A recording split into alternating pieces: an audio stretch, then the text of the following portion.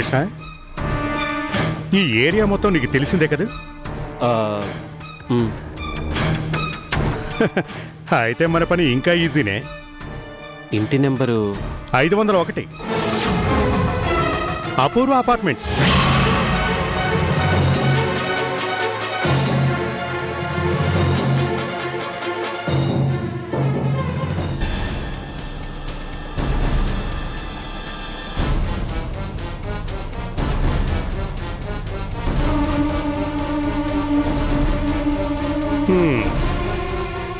వెతకపోయిన తీగ కాలికి తగిలినట్టు apartment board ఏడ్నే ఉంది.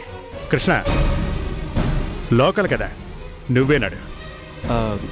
అది దిగు.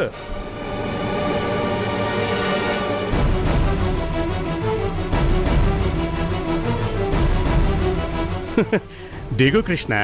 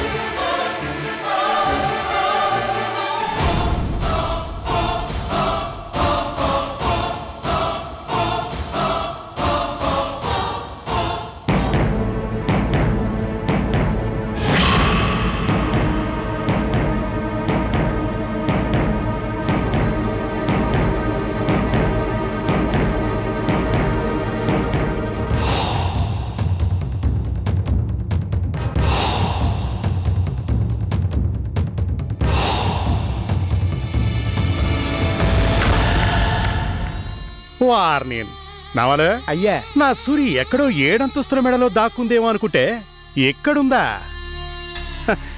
ఆగిపోయావే. తలుపు కొట్టు కొట్టు.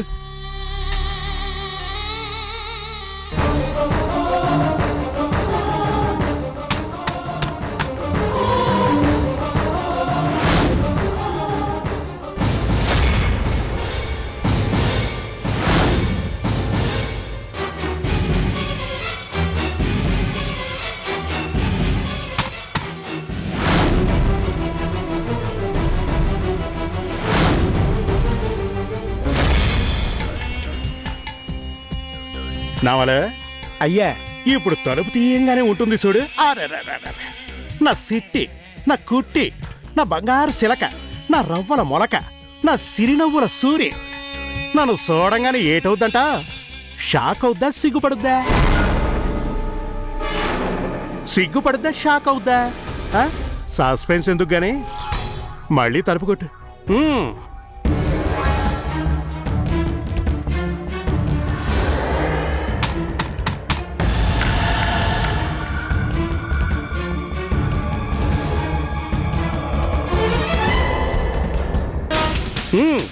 ఇంకోసారి కొట్టమ్మా, కొట్టు.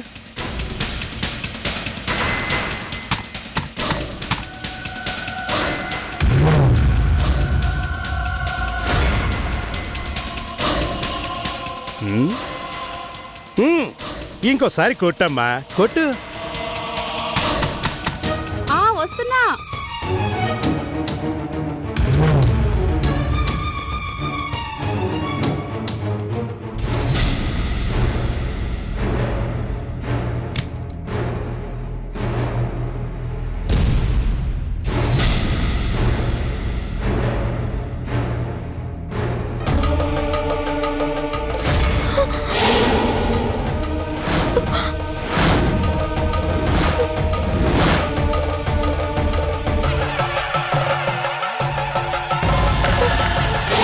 ఏంటి, షాక్ అయ్యావా?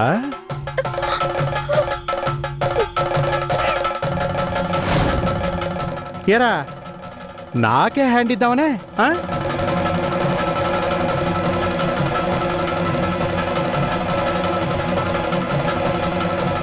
సూర్య పారిపో! ఏయ్, ఆగు.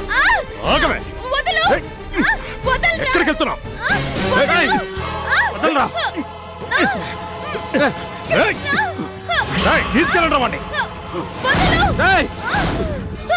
వదిలో! ఏయ్, వదలరా! ఏయ్, ఏయ్, ఏమనుకుంటున్నావే నువ్వు? ఆ, వదలరా. ఇంత వస్తే ఏయ్, నా సూర్యుని తీసుకొస్తాను. కుమ్మేరా వాడిని. వాడు నిన్ను కాపాడతాడనుకుంటున్నావా? ఏయ్, ఏయ్. ఏరా, ఈ రుద్రని మోసం చేసి బతుకుదామనే ఏంటే వీడి సపోర్ట్ చూసుకుని నాకే మస్కా కొడతావా? ఎంత ధైర్యమే నీకు? రాయ్, వాడి సంగతి మీరు చూడండి. గెస్ట్ హౌస్కి లాక్కెళ్ళి దీని సంగతి నేను చూస్తా. ఏ రుద్ర, మర్యాద వదిలిపెట్టావు. వదలకపోతే ఏం చేస్తావురా? ఫైటింగా? హీరోవా? అర్ధరాత్రి గడప దాటించడం కాదురా నీ మగతనం ఏంటో ఇప్పుడు చూపించు. రాయ్, వదలండి రావండి. వదలండి. రారా రా. నిన్ను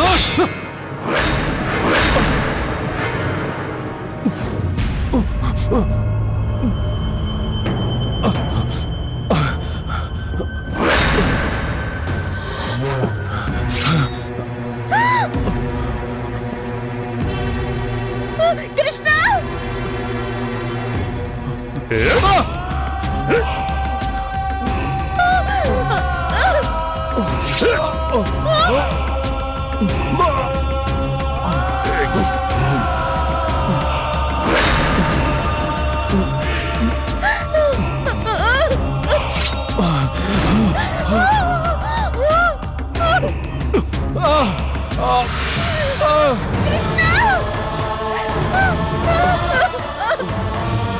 కృష్ణ! ఏయ్, ఏయ్. కృష్ణావతారం అయిపోయిందే శిలక. ఇక నా రుద్రతాండవం చూపిస్తాను. పద. ఏయ్, తీసుకురండి రా దీన్ని. తీసుకురండి. వదలండ్రా! తీసుకురండి. పదండి. ఏయ్! రుద్ర! ఏయ్, వదలండి! నేను రాను! కృష్ణ!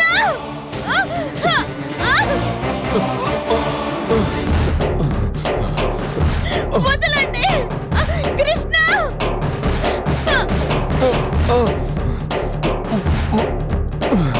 వదలండి! వదలండ్రా! కృష్ణ! వదలండి! వదలండ్రా! వదలండి!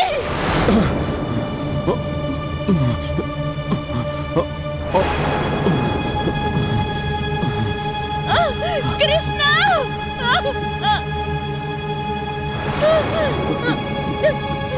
సూర్య!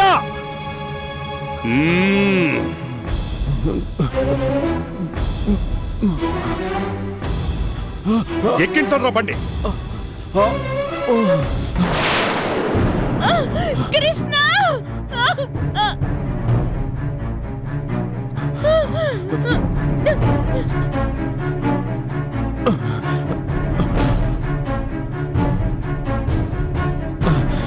సూర్య! వదలండి!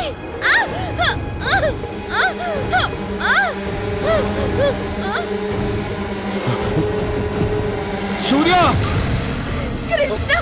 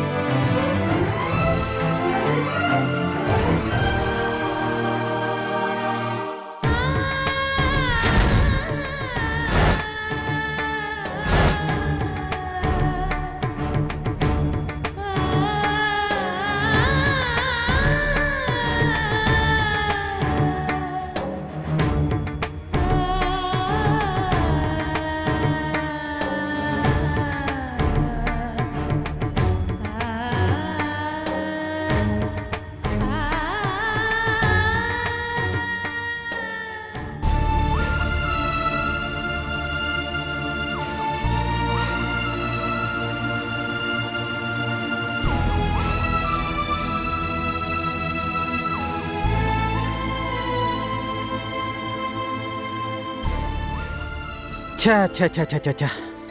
పూర్వజన్మలో ఏదో పాపం చేసుకుంటేనే ఇదిగో సిటీకి 50 మైళ్ళ దూరంలో అడవి మధ్యలో ఉన్న ఈ హాస్పిటల్లో ఉద్యోగం చేయాల్సిన కర్మ పట్టింది.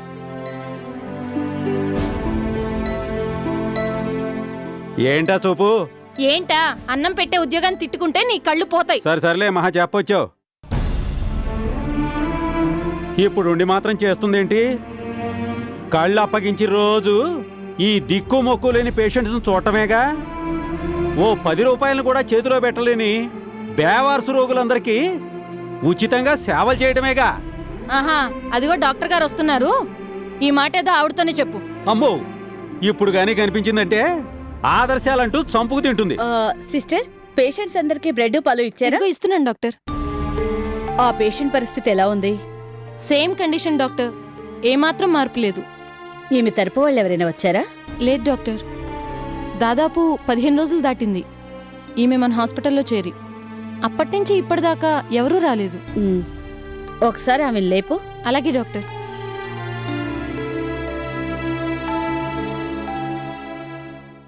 ఇదిగో డాక్టర్ గారు వచ్చారులే.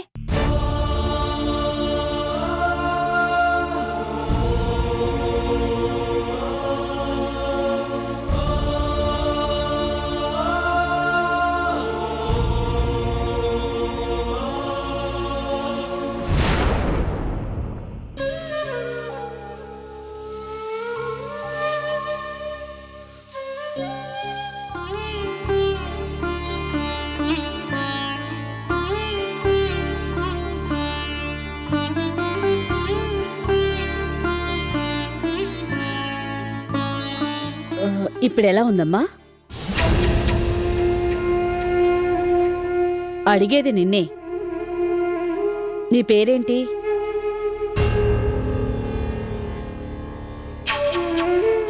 మీ ఊరేది? మాట్లాడవే.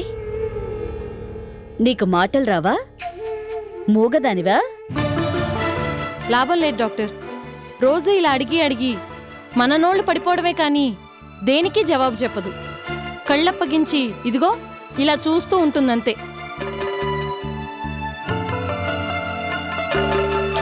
పాపం, ఏం చెప్పలేకపోతుంది.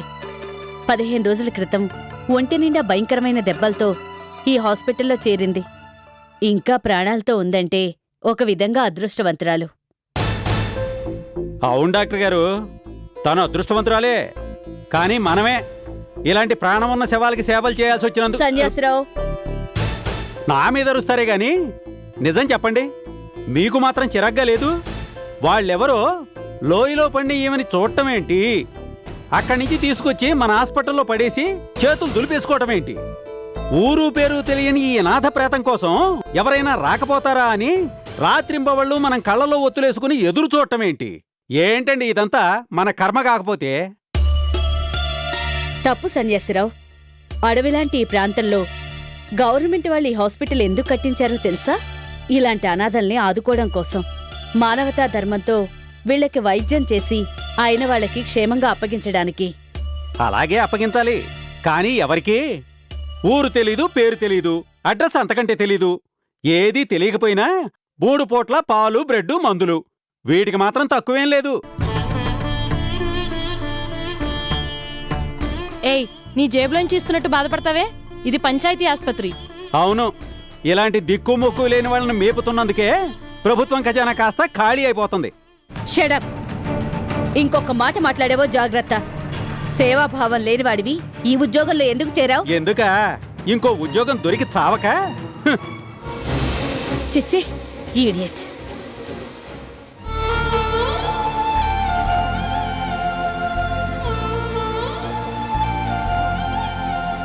కదలికలేని ఈ గాజు కళ్ళల్లోంచి కన్నీళ్లొస్తున్నాయంటే ఇన్నాళ్ళు స్తబ్దుగా ఉన్న ఈమె మెదళ్ళలో కొద్ది కొద్దిగా కదలిక ఏర్పడుతుందన్నమాట. ఎదుటి మనిషి మాటల్ని అర్థం చేసుకోగలుగుతుంది అంటే, ఆ మాటలకి స్పందించగలుగుతుంది అంటే తొందరలోనే ఈమె పూర్తిగా కోలుకుంటుంది అని అర్థం.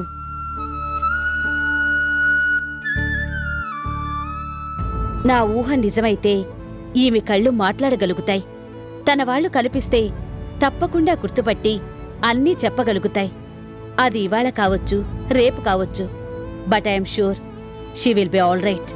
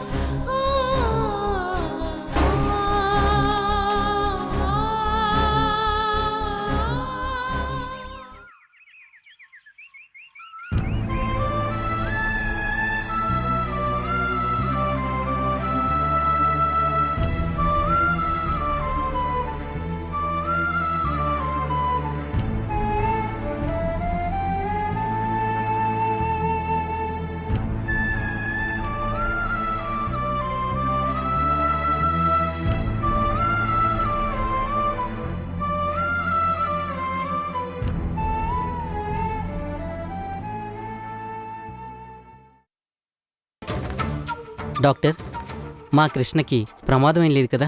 కంగారు పడవలసింది ఏమీ లేదండి. కత్తిపోట్లు తగిలిన వెంటనే మీరు హాస్పిటల్కి తీసుకురాగలిగారు కాబట్టి వెంటనే ఆపరేషన్ చేయగలిగాం. ప్రస్తుతానికి గండం గడిచినట్లే. Thank you doctor. మరి ఇంకా స్పృహలోకి రాలేదు? కత్తిపోట్లు బలంగా తగలటం వల్ల చాలా రక్తం పోయింది. అందుకే అడ్మిట్ చేసి 24 గంటలు గడిచినా ఇంకా స్పృహలోకి రాలేదు. డోంట్ వరీ, ఇంజెక్షన్ చేశాను కదా, he will be all right. Thank you doctor. It's okay.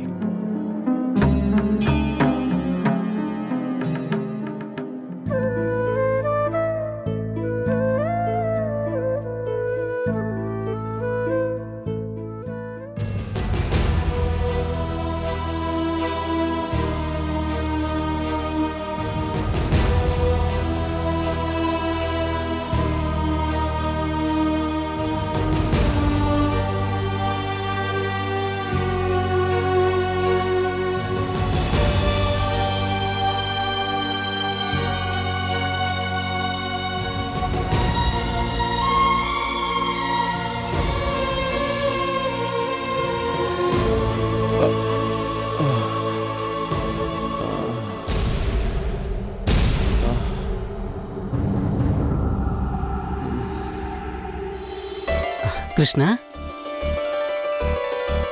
Babji, నేను నిన్నటి నుంచి ఇక్కడే హాస్పిటల్లోనే ఉన్నాం. నిన్న నేను మన రూమ్కి వచ్చేసరికి నువ్వు రక్తం మడుగులో స్ప్రో లేకుండా పడిపోయి ఉంటే కంగారుగా హాస్పిటల్కి తీసుకొచ్చాను. డాక్టర్ గారు పరీక్షించి బలమైన కత్తిపోటు వల్ల చాలా రక్తం పోయింది, వెంటనే ఆపరేషన్ చేయాలి అన్నారు. అప్పటి నుంచి నీకెప్పుడు స్పృహ వస్తుందని ఎదురు చూస్తున్నానురా. కృష్ణ, అసలు ఏమైందిరా?